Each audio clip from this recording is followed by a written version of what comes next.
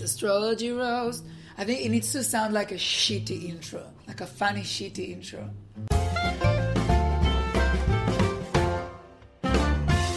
Hi everyone and welcome back to Astrology Roast. My name is Karen. My name is Itai. My name is Ali. And I'm Kitty. Yay! We've got some people, some exciting guests this episode. So Ali Garrett, Kitty Jones, welcome to Astrology Roast. Thank you. Such a joy. And now we are in Sydney. Love Sydney. Got a lot to say about Sydney, but the sun is shining. The sun is shining. People are smiling, and the cafes are bursting at the seams. Everyone is in workout gear all the time. That's right. Everyone's hot here anyway. It's just a good city. It's a sexy city. And someone next to us, like there's literally sunshine, rays of sunshine, like into this apartment, and someone in next door is playing the Corrs, which is such a good band. Which I do feel like I manifested, because I was like, how about we record at my house? It's quiet. And now my neighbours are playing the Corrs for the first time that they've ever done that. I'm not complaining. It's beautiful. I love the Corrs. And today we're going to talk about something that people have been asking about for a while. And I find it also personally very, very interesting. And we have someone that is professional. So it's always like better to hear from someone that knows what they're talking about, even though we often do our best, even when we don't know anything. And Kitty, you are a tarot master. Yes, full-time earth sign and also a psychic, just casually. Wow, it's so exciting. Yeah. So you practice tarot under the name Big Reveal Tarot. That's me. And you also have a cool purple tie-dyed tent called Sydney Tarot. Yeah, Sydney Tarot tent on Instagram. Oh my gosh. And you're a legit psychic, and you've bought some beautiful decks with you today that are just aesthetically gorgeous. How did you get connected to practicing tarot? What kicked off this journey for you? I've been reading tarot for myself for maybe a decade, and then I started using it as a vehicle through which I could give my friends a good talking to. Essentially indulge all my Taurian know-it-all bullshit. And over time I started actually receiving messages from the cards that were less my opinion and more like weird downloads from the universe. And I guess I just ran with it. So what type of things, before you became like a legit psychic, I'm talking about the days where you used the cards to give feedback to friends. What type of things did you remember telling people off through the medium of tarot? And I'm sitting right here, so feel free to read me. I think Ali was really my testing ground for tarot. I actually feel like tarot was instrumental in Ali becoming best friends with her ex's ex. Yeah. Which was formative.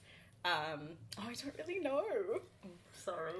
I think that is a good example. If you are in a situation where one of your friends is making bad decisions and you don't want to be that friend that becomes the enemy. For example, your friend is dating someone that is horrible to them, but if you say something, you become the enemy. You become the person that's against their partner, which they're now in love with. So what you do, you get a tarot card, you get a tarot deck. Yeah. And then whatever card comes, the lovers come, you say it was upside down. Yeah. The world comes, which is obviously abundance. You say the world, but only if you leave your partner, you will see. So you use it as, maybe it's not very ethical in the tarot reading community, but it is very effective. But I feel like you've leveled up, because we used to play with cards together and talk about things and work through our emotions and everything that we were coping with. And that was when I feel like we were both using tarot as ultimately a tool for self-reflection. I play with tarot sometimes and I read tarot and I find it useful because it forces me to stop and sit and be more introspective. And ultimately, if a card does come up, if the world comes up what does it make you think about? Like, if your first thought is, oh, if I were to feel really complete, I'd have to quit my job. Or if I were to feel really complete, I need to move to London immediately. Like, that is that your brain needs to think about those things, and that the cards are really just holding a mirror up to you. But now you've, like, that, and that's still where I am, but now you've gone full psychic. Like, something else is happening for you now that you're reading tarot all the time. I'm just stunned to hear Ali talk about this as though she listens to anything the cards ever tell her. She asked for a reading yesterday about a situation, and I, got the cards out, and I got like quite a stern download from the cards, and I was like, I'm sorry, this is just what I have to say, and I passed it on to her, and she was like, an abomination. What do you mean I've got to focus more on myself? What do you mean I'm not the centre of the universe? Yeah, I thought she was going to cancel dinner. Wow. And I'm curious, so with that power that you have comes that great responsibility. So getting all these messages, these strong messages, and how does that feel when you have to deliver information or messages to people and they're not ready to receive it, or they are resentful or fearful? Like, how do you hold that space? Well, I stopped offering readings to my friends, spontaneously. I always make sure, that it's their idea to come to me. And I kind of just try and deliver what feels like the truth with as much compassion as I can muster, and leave the rest to the universe, I suppose. It's not really my place to block anything or to try and deliver a softer blow or whatever. I just say whatever comes to me. So for the people that maybe are listening to this right now and thinking, I don't really know what tarot is, can you maybe give us an explanation? What are these cards? Where do they come from? Like, we don't need dates or years or who made them. Like, we're not interested in facts or history, but what is it? We're not nerds. But what is it? I like to think of it as cosmic Pictionary. So, Yay! There is something going on with quantum mechanics when we decide that we want to open ourselves to messages from the universe, and we shuffle these cards and we pick something randomly. What is actually happening is, like, our thoughts and our intention are shaping reality so that they can deliver us a message. And unlike astrology, which I think of is more like mathematics, what I know about the history and traditional meanings of the cards is no more or less important than what you feel when you look at a picture. So if we look at a piece of art, it immediately makes us think something, it immediately makes us feel something. So really anyone can pick up a tarot deck and immediately begin to read for themselves. Yeah, I remember I went to a tarot reading course, which was a 5 sessions course that I attended 2 out of them because the person who ran it was a Gemini. And on the 3rd one, I couldn't make it, and I messaged her and I said, hey, I'm sorry, I can't make it to the next one. She was like, it actually happened last week. I thought I told everyone. And I was like, okay, bye. Because obviously I can't, if I missed one, I can't go back, like Capricorn Stellium.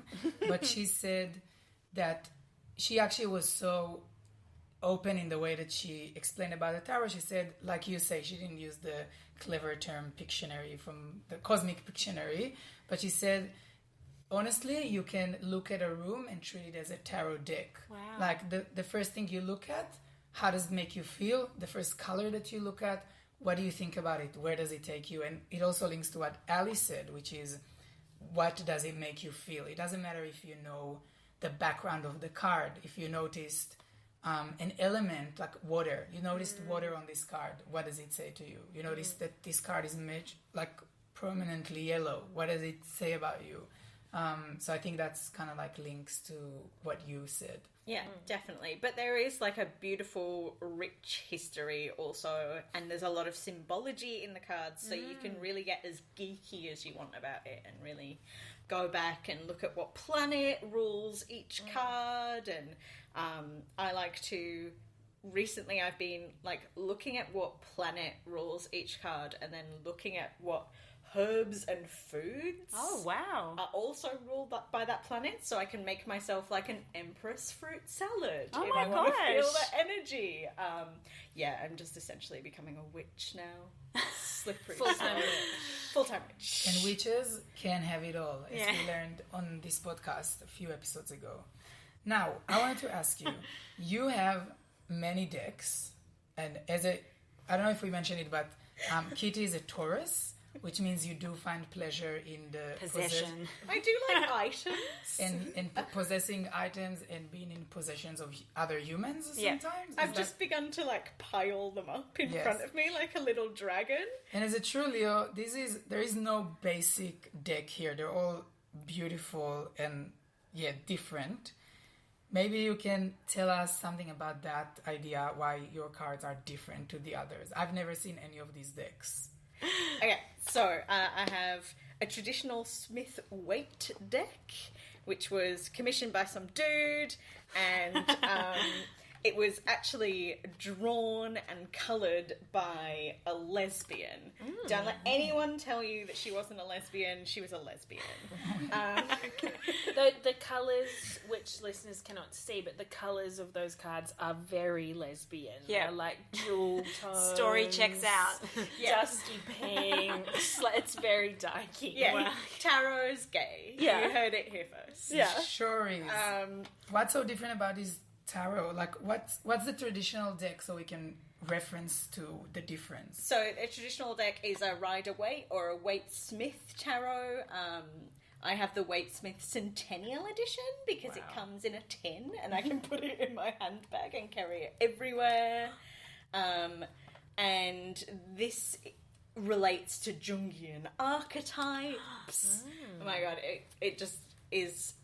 It has a major arcana, which is all about our journey as people, as who we are internally, as who we are on like a cosmic spirit level. So it speaks to the cycles of our leveling up as people. And then there are the minor arcana, which relate more to day-to-day events and feelings and activities. So I've got that, and I've recently got this amazing... melanated classic tarot deck by Julia Goolsby and O'Brien Tronshaw, and that is has come about because representation is really important when we're talking about archetypes. And although the Smith-Waite deck is really traditional and is supposed to be something that everybody can see themselves in, everybody in that deck is white. So, in contrast, the melanated classic The tarot... lesbian deck. lesbian Come on, deck, girls. real white. But it's also it's such a when you just showed me this deck and you said like everyone on this deck is black, I was like, I had this moment, you know, when white people have this moment when someone tells them that band-aids are like the white skin color, and you're Yeah. like, oh my god, band-aids are like my skin color, and that's the way they've been my whole life, and I Yeah. never noticed. And I was like, wow, even tarot, which is, you think it's spiritual, it's outside the like construct and whatever, because also you think alternative people deal with it, so alternative people can't be racist. But then you're like, wow, the tarot decks are, everyone there is white, and Yeah. the band-aids are white. Yeah. Yeah. It's like a stupid moment of like understanding that you don't notice these things. Yeah, I think like more and more self-published tarot decks are coming out because people can fund them through things like Kickstarter, which is really amazing. So there's a lot of more diversity than there once was. But the melanated classic tarot, I think, is really important, and it's wild that it's only recently come out. So I've got that. Okay, I have a question. I have another question.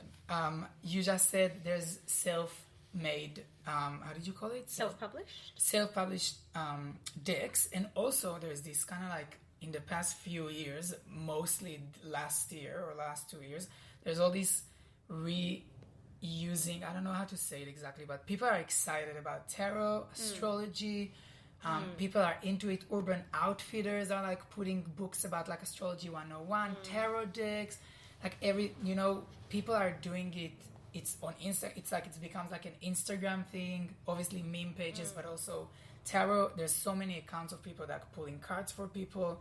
Like this new, not new, but people are interested again. Why do you think it's happening? Why do you guys think it's happening? Truly, because it's the end times. Oh.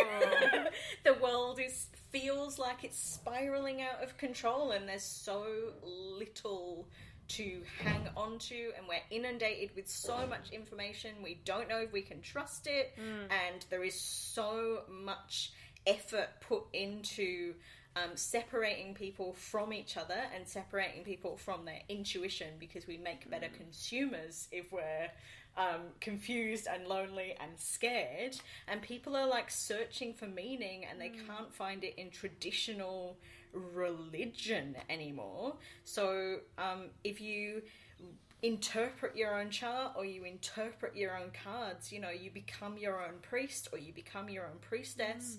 If you are really into an astrologer or a tarot reader and then suddenly something starts to feel not right, you can find someone else. Like, it really democratizes the spiritual process. And then, of course, like, the capitalist machine sees the zeitgeist and gets on board. Yes, Urban Outfitters have been trying to push the tarot agenda for years, but no one wanted to buy it. And now, like, finally, all the tarot cards they've been trying to sell, people want them. It's completely unrelated to the fact that people just got into it, that they started selling it. I do think that human beings, like, just naturally gravitate towards some kind of structure.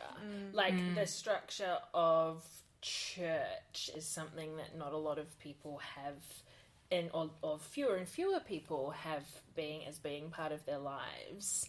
And so if it is astrology or if it is tarot, if it's giving you a tool of understanding, that feels nice. But I mean, I also, like, I believe that, but someone before was asking me, why is it that you even like astrology? I was like, well, it gives me another tool to talk about myself. So I think it's like both simultaneously.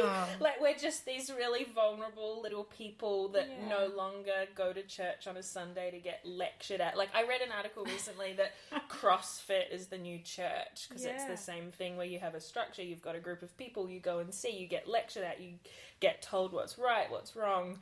And I see that in tarot as well, but also, like, we're all so deeply neurotic and anxious that having, like, some rules to understand things feels comforting in a way. It's giving us structure in a structureless, chaotic world. I'm very interested, though, Kitty, because you just flippantly mentioned that we are in the end of days. So because you're quite psychic and obviously connected spiritually, like, is this a message, subliminal or otherwise, that we should be going underground, and like Y2K Bug Part 2 is happening and I need to start stocking up from Aldi? Because I've been preparing for my whole life, you know, for the last generations for the end of days. Are you a prepper? I'm a Jew, so I'm actually quite disorganized, but I am of Jewish descent. I may or may not have mentioned that on this podcast before, but we have been taught that it's the end of days. You know, we've got to get ready, get prepped, you know, be switched on, because you never know at any stage you're going to have to, you know, hit the road, so to speak. So is that moment now, or? Look, this is not a new thing for me. I thought it was the end of days in 1999. I was convinced the world was going to end at midnight, year 2000. Y2K Bug. I was also raised a Catholic, and had recently discovered a stash of my brother's porno mags. And kind of realised that maybe I was a lesbian and I was going to hell. So I can't think too much about the apocalypse, or I get a bit, like, twitchy. What, because you're thinking about the porno magazines?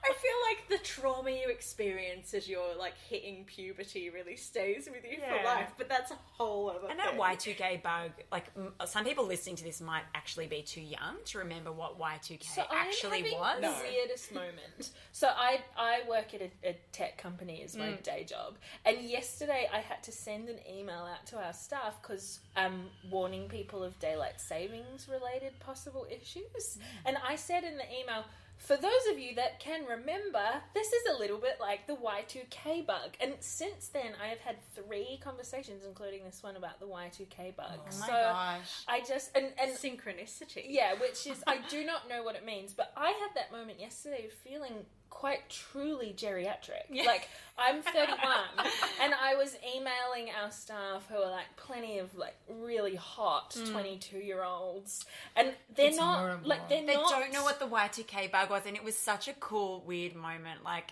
it was... Basically, we were told that the world was going to end...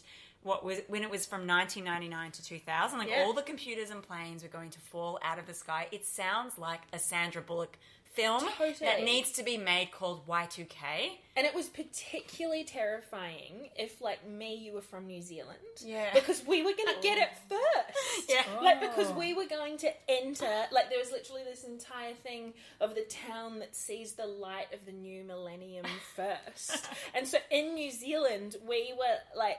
If everything was going to truly, like, collapse, we were going to know first. Well, I had a different type of fear when I was experiencing Y2K because I was religious at the time. Yeah. And it was on a Saturday. And I remember that because on Saturday in Judaism, you don't use electricity and you basically don't do anything. It's time to... Spend time with your family. People say spend time with your family. I was mostly crying and reading Harry Potter over and over again. But and I remember like wanting, because I always had a bit of a kick from like end of the world moments or like near death experiences. And I remember going to my computer after when the day when Shabbat was over and turning it on, and it didn't work. Smoke came out of my computer. Oh my God, at you the had end, the moment. and I was like, it happened. It happened. Why is everyone still alive? Why am I still in this hellhole? No, it happened, and I was like, and then I tried again, and it worked. But that moment of like Y2K is real. Who was the band that had the album Millennium? Was that Backstreet Boys? It is, but I think you might be thinking about Jennifer Lopez Waiting for Tonight video, which was the Y2K. She's literally in a party, and then they count down, and then the party, everything drops. And there's silence for 3 seconds, and Jennifer Lopez like looks sexy and confused. And then the lights goes up again, and she's just like going to the last chorus. And that was like the Y2K that I wanted to be. Wow, and we've taken such a segue, but yeah, I feel we had to explain what Y2K was. Is relevant. Sexy And confused, the look that many pop stars had to make. So a recent party in Sydney was Mardi Gras, and on Mardi Gras night, I had Kitty come over to my house where I was having pre-drinks before we went to Monster Gras, which is an amazing, iconic alternative Mardi Gras party here in Sydney. And one of the reasons that I love Kitty's work so much is, like, she can have that really serious, nurturing, personal growth kind of tarot conversation, but also she came to my house and did, like, 3-minute readings for a pack of, like, coked up lunatics in lingerie about to go to a Mardi Gras party. And one of our first tarot reading gigs when I was reading with Kitty was reading at a rave. Oh my God. What is the connection between people going to a party and tarot? Like, why does that work? Like, I don't drink and I don't do the cocaine. I enjoy to meditate, and that's what brings me, like, close to the thinnest part of the veil between me and, like, the hidden mysteries of the universe. And for other people, that's drugs. Yeah. Like, it takes you out of your ordinary mindset. And, you know, particularly people on cocaine are real self-obsessed, so they just really enjoy it. Yeah.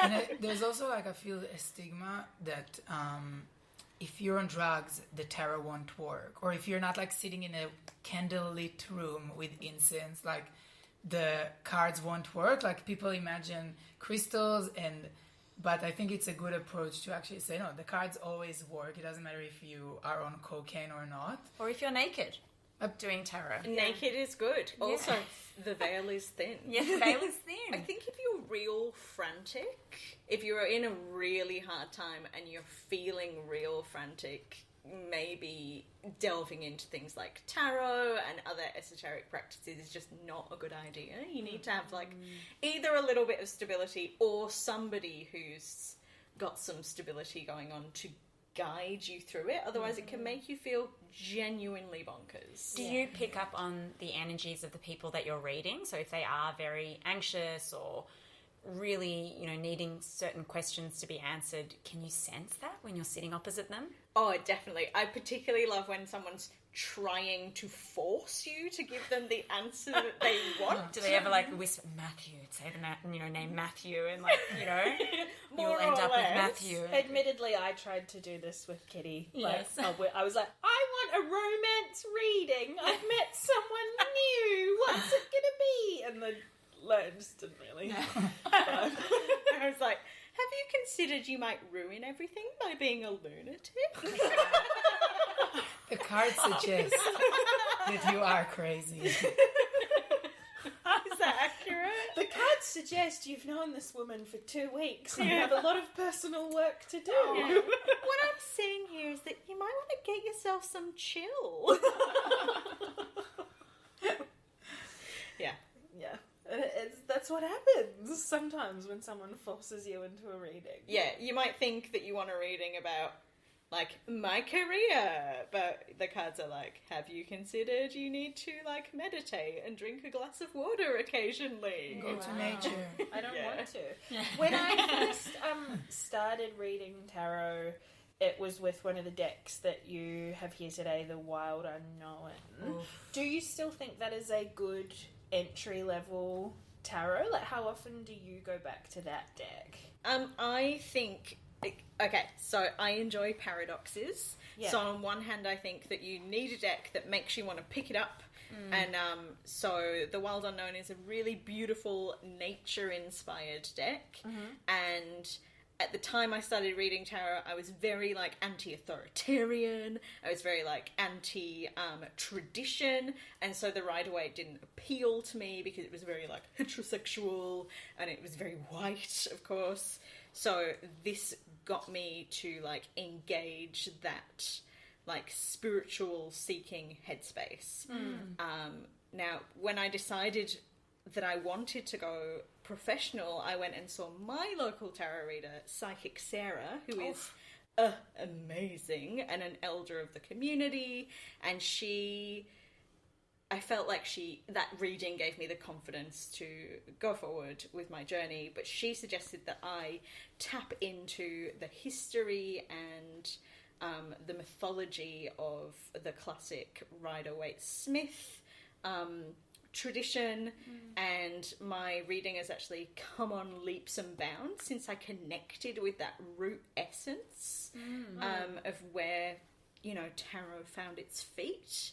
But that means when I go to more modern or more intuitive decks, I feel like I can use them better because I've learned those basic skills almost. The foundation. And I guess those beautiful, colourful, more different decks usually might attract people straight away. So that's a really good entry point for someone that's just browsing in a shop or maybe wants to have something that's big and beautiful and they don't quite know how to use it. But I know, Itai, you also flirt a bit with tarot decks and you've gone back to the the simplest deck you could find as well. I got for one of my birthdays a deck that was really, I felt really advanced and I couldn't connect with it. I was like, it's too much. I don't even know the basics. So how can I jump right into that? So I went and got the tarot card, the white tarot, the Rider-Waite white tarot cards, the original. And then I felt like, okay, now I feel more comfortable to do it. And now I branch out to other decks. And now as you're talking, I'm like, why did no one make a divas, pop divas tarot deck? There is a celebrities tarot deck that has, I think, Amy Winehouse and Lindsay Lohan. I want to...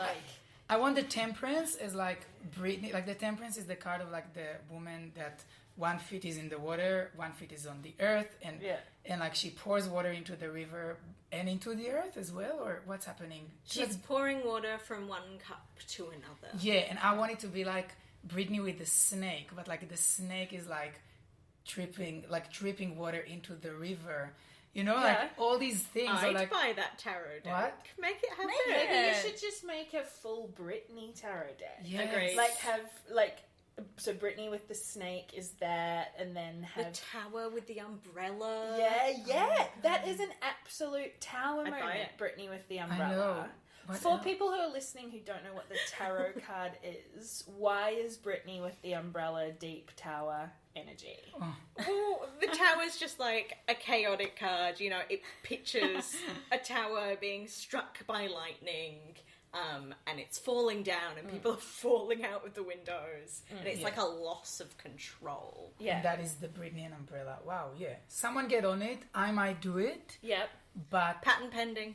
I want to see Hit Me Baby One More Time, Britney as the Fool. I also thought about Absolutely. that. Her first video, like not knowing where she's. So the Fool is a card that represents beginnings and letting go of control and not knowing where you're gonna go. He's like walking towards the edge of a cliff, and you don't know if he's gonna walk off the edge or to another place. And he has a little doggy next to him, and Britney has 3 dogs, and she loves them. And I think the Baby One More Time when she just started. As the Fool. Can or I would it be like a listen? Mickey Mouse Club Oh. Britney, maybe? That could be it. I have no drawing skills whatsoever, so any Britney illustrators. I just felt really sad that no one would ever make a Christina Aguilera tarot card deck. Like No, no I'm one would sorry. ever think that would be interesting to anyone. Even when you brought that up, I was like, how cool would it be if the Lovers card was Britney and Madonna? Like, Exactly. I didn't even I talk just- about Christina. In every breath of Mickey Mouse era Britney, I think of Mickey Mouse era Christina Aguilera and her perseverance, but her lack of relevance today. I She know. had that magazine cover recently where she looked nice. Okay. She's actually I obviously team Britney, but Yeah. as well I am also gay, so I know Yeah. every Christina Aguilera song, have all her albums. She just released a new album last year, and she's actually making music. Like she still is singing. What but, would be the Christina Aguilera card? well, Is there a dirty perseverance card? the dirty video? Ten of Pentacles. Ten- Eight of Pentacles. 8 of Pentacles. What's that? That could be the Christina Aguilera Well, card. dirty video will be the devil, which is like wearing the pants, like the underwear. How do you Yeah. call it? Chaps. Yes. Yeah, that's the devil. Arseless chaps. Yeah, like this sexual, unregulated energy. Yeah. Wow. Can I ask Kitty a nerdy question? Please. So, with the tarot images, where do they come from? You don't know? Or does anyone know? Like, Apparently, it was something with the free builders. and the pentacles and the witches and the cups and all these symbols, like, It's pagan or something. Like, is it pagan? I know, I'm just saying words. I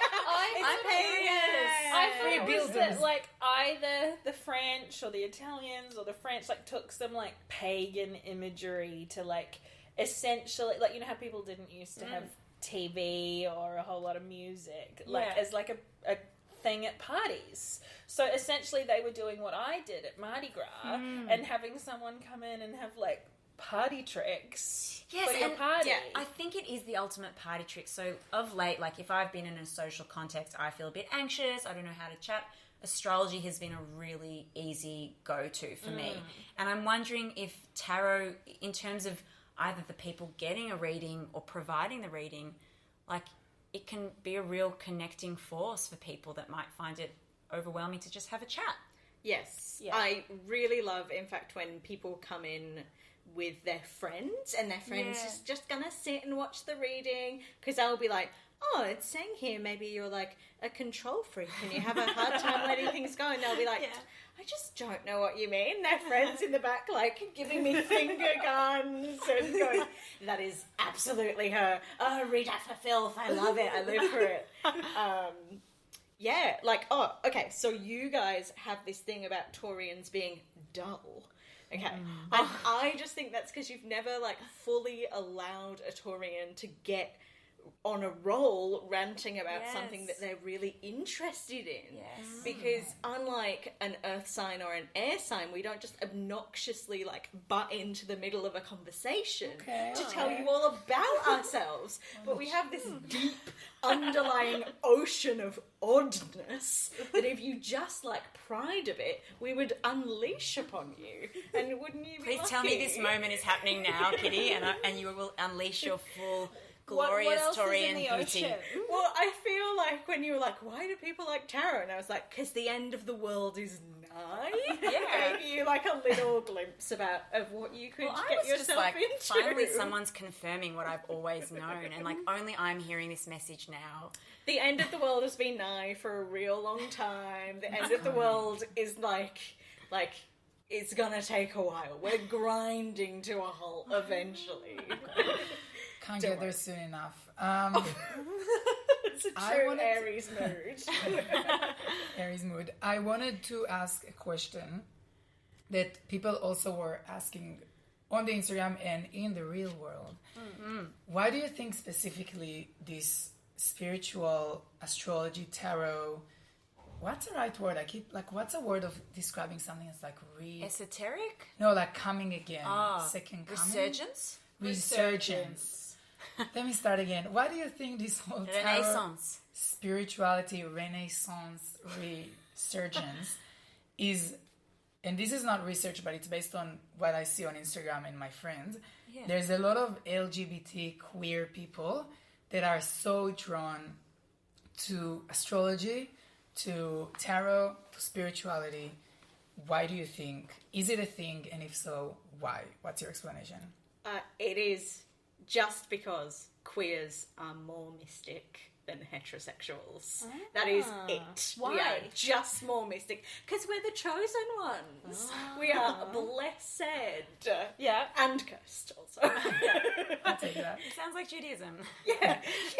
You're the chosen people, but also everyone will want to kill you all the time. It's like that. Queer Jews, doubly blessed, doubly cursed. Yeah, so there's that Simpsons episode where I think Homer Simpson joins the cult, and they say, you know, welcome to this cult. You are now a blessed, special member of this exclusive group. And then they say, to celebrate your entry into our special exclusive group, here's this giant rock that you have to pull on your back, chained to you up a hill.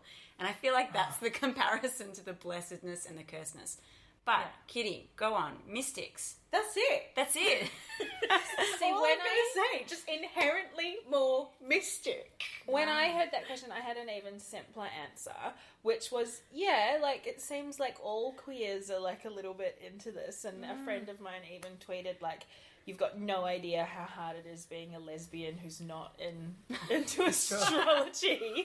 Or that line in that King Princess song, Pussy is God, that's like, star signs mean nothing. It's like, this is not truly lesbian representation, if that's what you're saying. Wow. Even though she wrote that song about Amanda Stenberg, which is very, like, that is a hot pairing. But when you said that, I was like, well, yeah, queer people seem to be really into it, but I literally only know and hang out with queer people and live in the queer bubble. I don't know if the heterossexuals are just as into it. I'm not really talking to them. I You think think they the are. whole but world is into it and we just don't know straight people? I think they...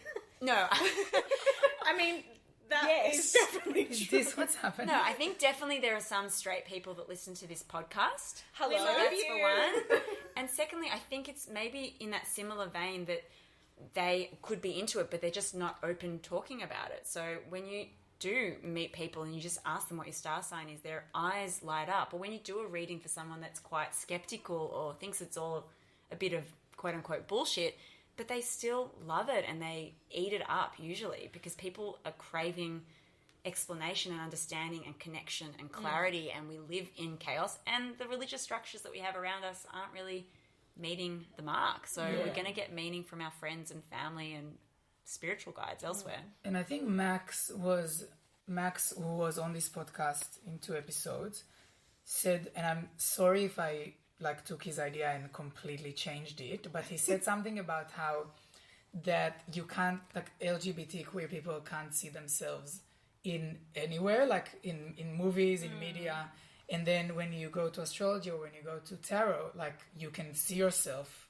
Maybe we now learn also that not everyone can see themselves, but it's more abstract and it's more accepting, and rarely you'll see like a card that says like you are not okay, or like it encompasses dark and light, but it's not sin and sin and what it means to be good. There's a whole thing in the deck that you can explore, and every single reading from every single tarot reader will be different and interpreted differently. I think that's the beauty of it. Yeah. But that's also often the beauty of so many queer communities as well, that there can be so many dualities and like you really examine ways that you communicate with people and ways that you have sex and ways that you build family and like you don't always get it right. So like either it's more like you're more inquisitive, I think, because you've had to unpick things and unlearn things and learn things again. Because everyone has had that moment of having to, come out, or what does my world look like, or what does my future look like. So maybe there's that, but also just more naturally mystic. Yeah, as the chosen people. I think we can all More naturally mystic. we can all agree on that. Yeah.